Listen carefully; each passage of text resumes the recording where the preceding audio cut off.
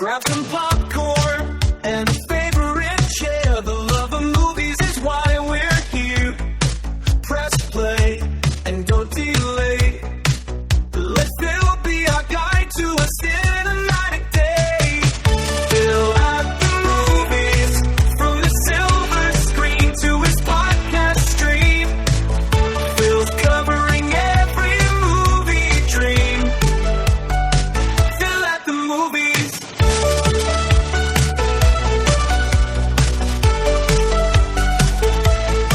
Fill out the movies. We live in a materialist world.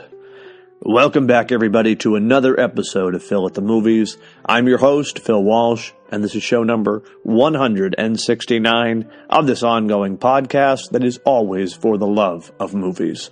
A lot on the agenda for you today. Up in a moment, my review of A24's new film from Celine Song, Materialists, starring Dakota Johnson, Chris Evans, and Pedro Pascal. First up, if you could rate and review this podcast as well as giving a follow, it helps great with those pesky algorithms as well as increasing the listenership for the show.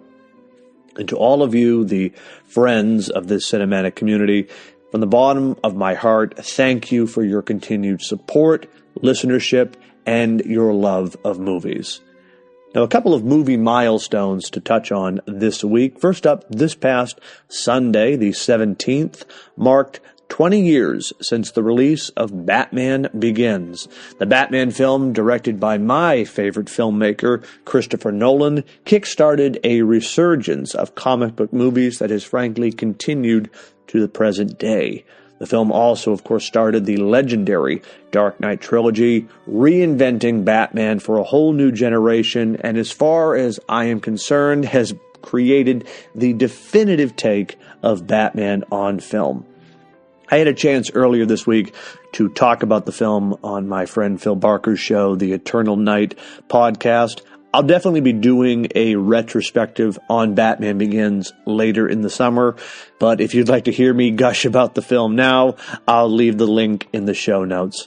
Also, this week, as today is June 20th, it marks 50 years to the date for the release of Jaws. Yes, Jaws, the legendary, iconic blockbuster of a movie about a killer shark, was released on this day and not only created a perpetual fear of water for many, but also inspired interest and ultimately conservation for sharks as a whole. This is one of my favorite films of all time. I've lost count how many times I have seen it. I enjoy it each and every time I have a chance to revisit it. And it is a masterpiece of a movie, and I don't say that lightly. It continues to inspire filmmakers the world over, and it's incredible how the effects of that film, particularly that of the mechanical shark, hold up better even today with all of the advancements in digital and animatronic technology. You know, I'll be catching this film later this summer when it re-releases for the anniversary, so expect a deep dive review later on. But for now, here's to Batman Begins turning 20 and Jaws celebrating its golden anniversary.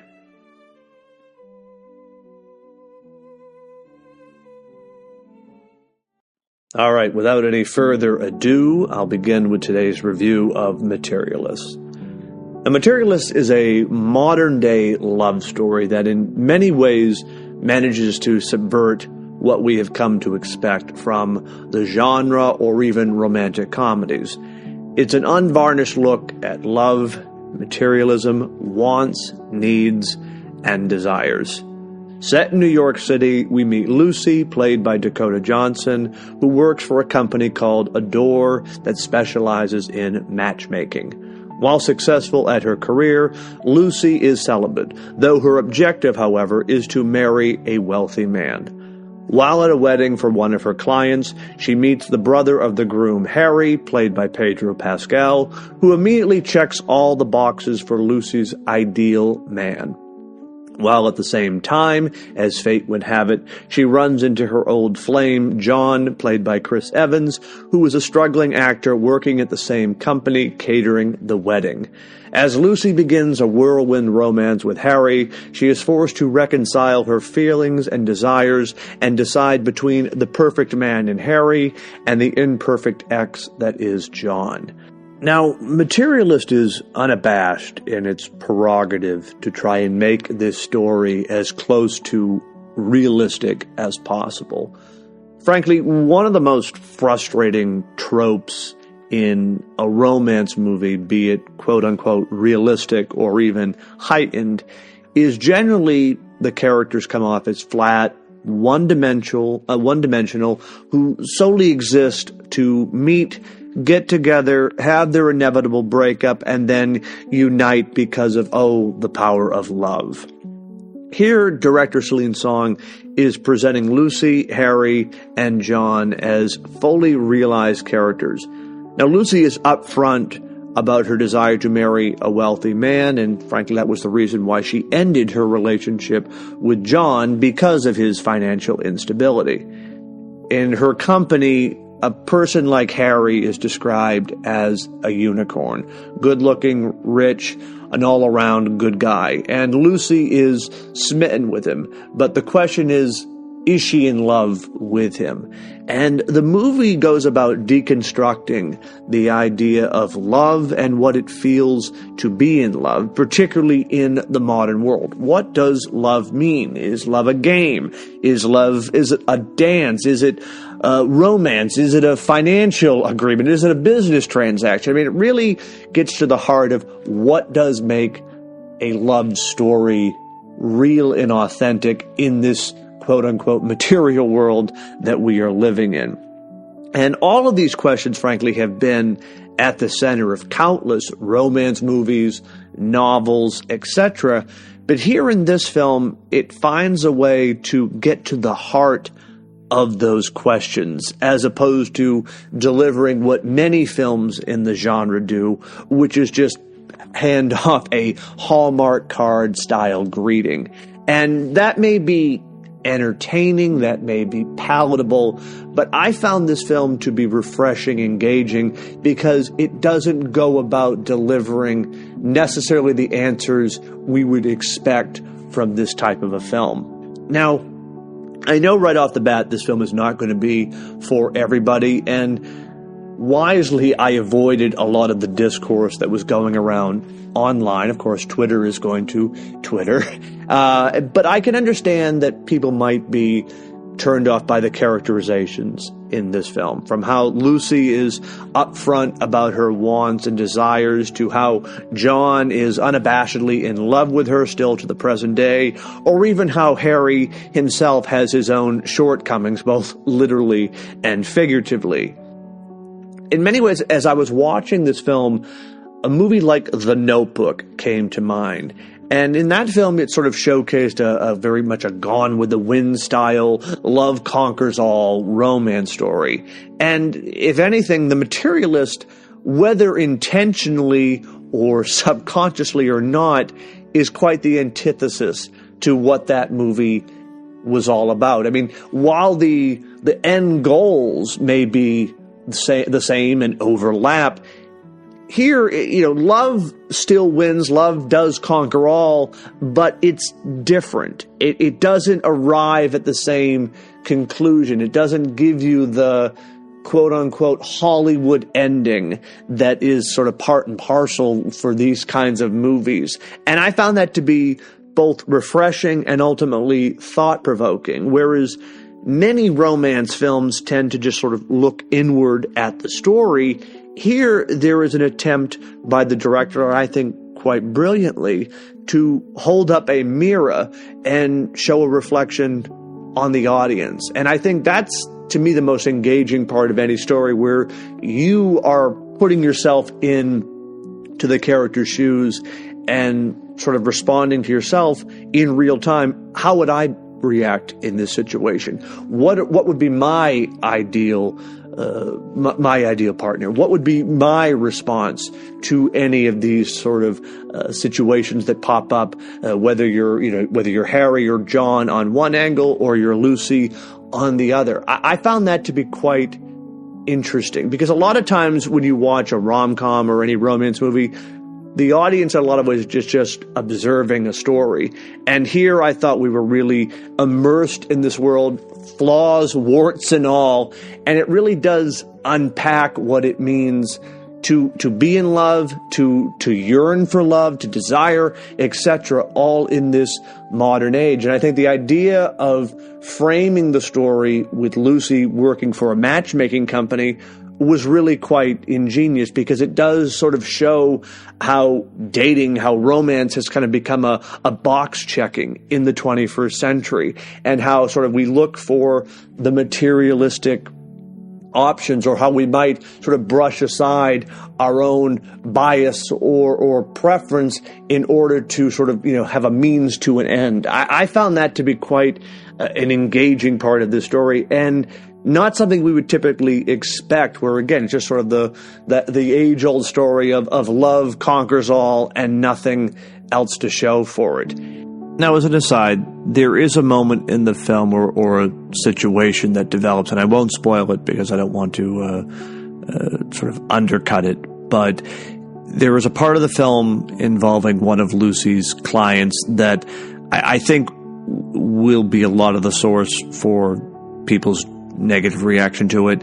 I found it to be kind of unnecessary to the overall story. There's an attempt to sort of tie it in with Lucy's characterization, but I didn't think it was ultimately necessary to the story that was being told here. It's a much more interesting piece to center it on the three characters, this trio, if you will. But again, I think people going into this expecting it to be some kind of a rom-com situation, it's not that. It is a frank, unabashed look at love, dating, romance in the 21st century. But I have to say, I enjoyed this film. I found it to be charming. I found the casting to be impeccable. And I go back to what I've said from the beginning.